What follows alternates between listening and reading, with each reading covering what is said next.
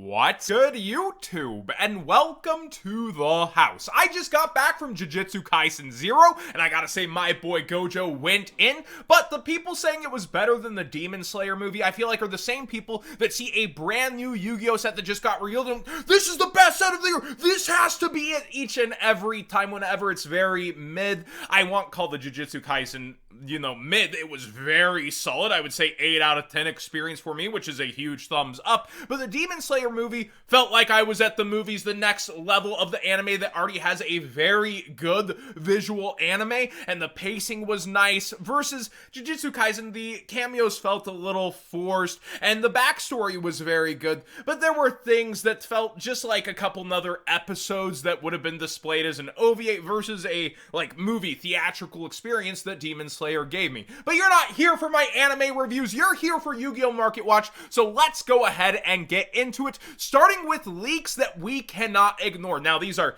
leaks, as in, we don't know if these are real or not, and you all got last year with Dark Magician Girl being in the set, so take these not just with a grain of salt, but a full salt shaker. I have seen on my back end that people are buying out Ghost as these leaks come out, being like, yeah, this is pure value DM era nostalgia that sells the best. Over big 3 deals, they're already sold out. At Gamer's Choice, they're starting to fly. Code the What's Good 5 for 5% off and to support the channel directly will work. But let's go ahead and talk about the red flags versus could these be real.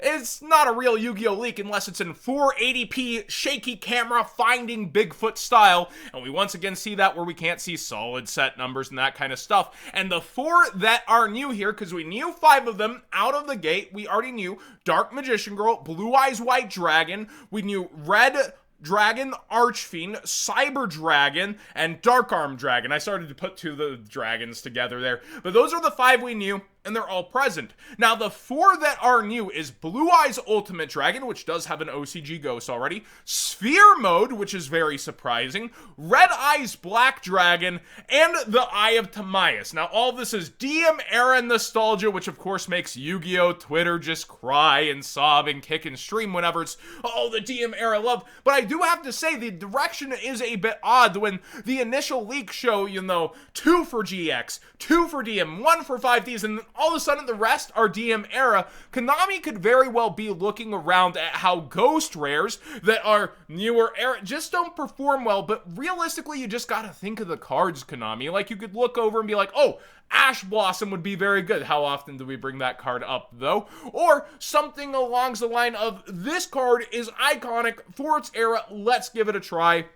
It seems they got really shaky after last year's lower end ghost rares, and if this is real, that's the big word, if, I actually kind of like the choices. The Eye of Timaeus being a spell ghost when the only other one to exist that doesn't really count is Gold Ghost MST, and you also have a trap within Psalm and that kind of stuff. I love the look of a clean, non-glowing yellow ghost rare here, and that is a very nice pick, and I'm scratching my head, is this real? Are we getting got like last year, where it's Dark Magician Girl, look, it's here, and then it was not?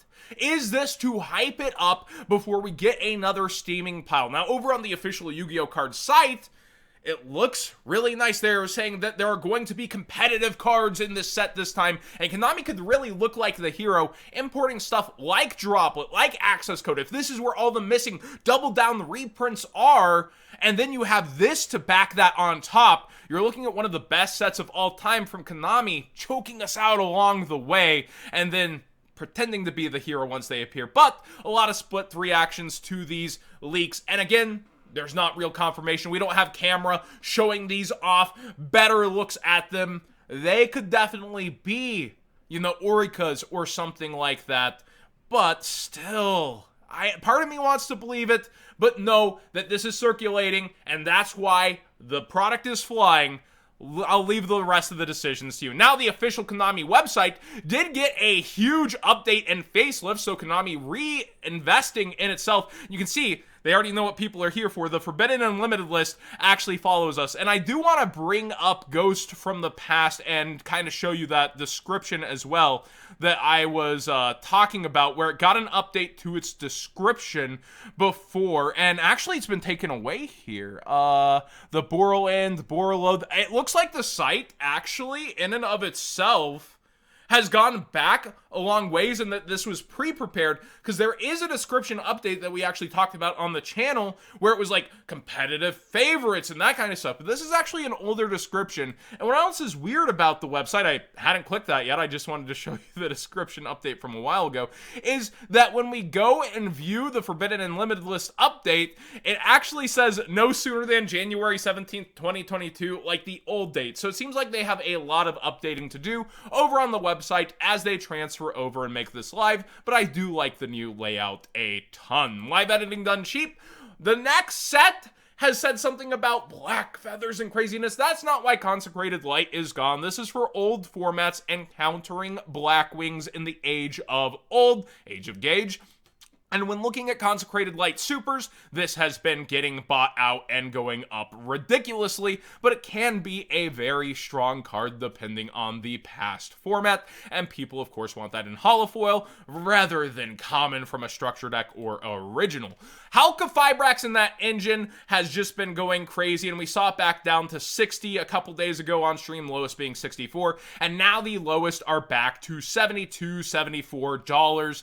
And I've got to say, looking around, stuff like Auroradon's been hanging in at that $8 mark, staying, up versus the $4 it used to be. A lot of double ups in here. And one card that I've really been staring at is Mare, which got a super rare in the Obelisk structure deck. That's a hollow foil upgrade in a structure deck, not expected for Mare for me. I used to always pull the commons out. This would spike to $1 a lot, but I think the first thing that will spike is definitely the super rare, and it has been. Attention on that 10-yi version of the deck, or being able to go into Sword Soul cards. Also, you have this in the pile decks too. It is in several decks, so a lot of people looking at the most foiled out version and it being stuck in a structure deck, a lot of people have invested in, where they're hoping it will sell, but it didn't for a very long time. Let's actually check in and see how the sealed of that is doing on its own. Nowhere. Wow, I remember so many people, easiest investment of my life, John. I'm gonna get a ton of them, and I'm like, no, this isn't a Sacred Beast 2.0. People still waiting, and it's at MSRP, but there's a card inside, holofoiled out, and I would go for the singled over the sealed and speculating on that if I were to go in. Carbon add-on also with these pile-like decks. I believe this is specifically for the 10-yi like worm versions. This is spiking up hard. At least that's what my Discord told me, and I always listen to my Discord. They never lie to me, right? But I haven't had time to actually research that, is what I'm letting you know. And Carbon add-on is spiking for its super rare version, and it does have a reprint at this point, thank gosh. I believe it is a common, yes, out of Dragons of Legend, the complete series. So that's still quarters, but we could see that go to $1, this go to $4 to $5 if it sees enough play. The supers used to spike to like $7 to $14 all the time. So be aware that this card, if you have it, is worth a little more than it was yesterday and is continuing to go up. Speaking of worth more yesterday, joining the triple digit club, it's Destiny Hero Destroyer Phoenix. This has been consistently going up. It was towards 95, and now it's crossing that $100 line when you're looking for top rated sellers, just under by a penny actually. But seriously, with verified sellers, etc., it is very expensive. You do have 100% feedback sellers though in the $96 range, so about to be there. Now, I know I took a bit to pause here. I have so many tabs open. The Speed Duel Battle City box is approaching about a year and a half old, but what's very important is the GX box, its predecessor, is about to come out. And how do we see this cyclically happen all the time? Oh, the new product is here. Better go and look at cards from the old thing and complete my sets. The quantities are still extremely low on all the secret rares out of here, and if you want any specific ones, I would get them sooner than later using that TCG player link in the description down below, costing you nothing extra to support the channel directly for the cards you'd already be buying, because this just happens all too often. The new cards come out, oh, I want to collect this or that, oh, I better go ahead and grab it, and people reaching back well, the prices are actually cheaper than they were once upon a time for a lot of these cards outside of Rhoda, and I guess Rhoda was like 21, 22, so even it is, but the quantities are extremely low, and there's some very nice looking cards for past formats, even if they have the Speed Duel stamp, along with some max upgrades for certain cards. So I would think about getting stuff out of here sooner than later. The MSRP versus its current price, it's like double versus MSRP. It was 30, just like the GX box, and I think a lot more of these cards are iconic than what we've seen out of the GX box. Crossout Designator is seeing a lot more play, yet it is not like spiking just crazily, but a lot of them are $32, $33 now, another 10% increase versus that $30 it was sitting at. So do consider, like, if you want access to this, you're going to deck build around it, you are confident as a player that you want to be playing this, then probably get your sooner than later. I know it's limited over in the OCG, but I think that's because Maxi is kind of a necessary evil to them. Whereas over here, it is seeing a lot more first place deck list, and I do think that's notable. Kokimeru Supplier, along with Infinitrack Harvester, are way up in price. The Ultras for Harvester nearing $10, and the Secret Rares are bought out to the point of 15 and quickly reach 20. I haven't been paying too much attention on Earth.deck. I know that Kali Effect recently had it in my sub feed. I need to watch that.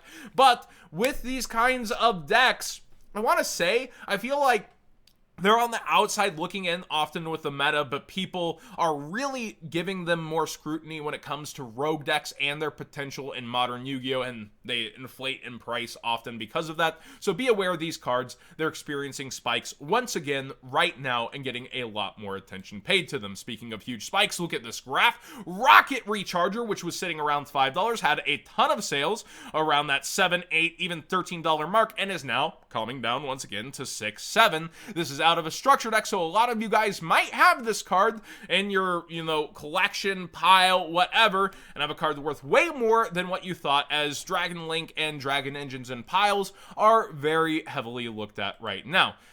Rikas aren't something I thought I would be staring at, but Teardrop the Rika Queen, Snowdrop the Rika Fairy, and even Mudan, you can see respiking here, are all being speculated on and played within the Yu-Gi-Oh! Market. Now, with these, I feel like it's just, oh, that's the archetype from Secret Slayers that got overlooked, and when will Konami get to it? Whenever they feel like, and they see, oh yeah, that's value, we should go ahead and reprint it, people will love us for that one. Yeah, people want it, but it shouldn't ever be a focus of the reprints that are happening. But be aware that the plant good stuff / engines that go with Rika are seeing buyouts. And finally, Ghost Reaper and Winter Cherries has been pushed along my desk. A lot of people are asking me, do you think this is very good, John? Do you think this will be taking over the meta? Everyone's going to be playing Albaz. Will it be very good against Albaz? My answer is, I don't think it's going to be good, but it's going to get bought out, and it is getting bought out, at least for the first set original, back to one of its max prices of all time, which may seem low when we're talking Ghost Girls, but the first edition is around $20 for the original. Now, why I don't really believe in it is it only really shines in tier 0 formats, even if everybody's playing an engine. The problem with DPE is that it is being backed by all these different decks that still put 2 to 3 to 4 interactions on the board and then have DPE on top of it. That is the true problem with the format. So just hitting DPE or an Albaz thing out of the extra deck doesn't necessarily mean are you winning, son. So with this card, you truly need to see a tier 0 format and a choke point, and the only place that's really popped up in history is either siding it against ABC competitively or tier 0 Spiral, where you can actually take out double Helix, and then different crazy techs happen there. So those are its two true points in competitive history, and I don't necessarily see that focal choke point being DPE being necessarily worth it, and then having a worthless card when you're made to go first, or you win the dice roll, you have this card sitting there that could have done something else like Crossout Designator. I just don't personally see it happening. But let me know what you think. Do you believe this is the truth? A lot of the times people go with a forgotten tech, an underdog that has appeared here and there to show past knowledge and to really flex it, and once in a while it pans out, but that's where player brain can mess with market brain, and speculators end up passing the hot potato off, where they were the ones that bought it at 13 and now want you to buy it at 20, making a guaranteed profit for them. So be aware of that side of the show also. Thank you for watching today's video. Please subscribe if you haven't already. Give this video a thumbs up if you enjoyed the conversation, and let me know what you think of all the crazy changes / suggestions for myself that have been happening on the market. are moving towards and just going pretty much everywhere. Again, thanks for watching, everybody.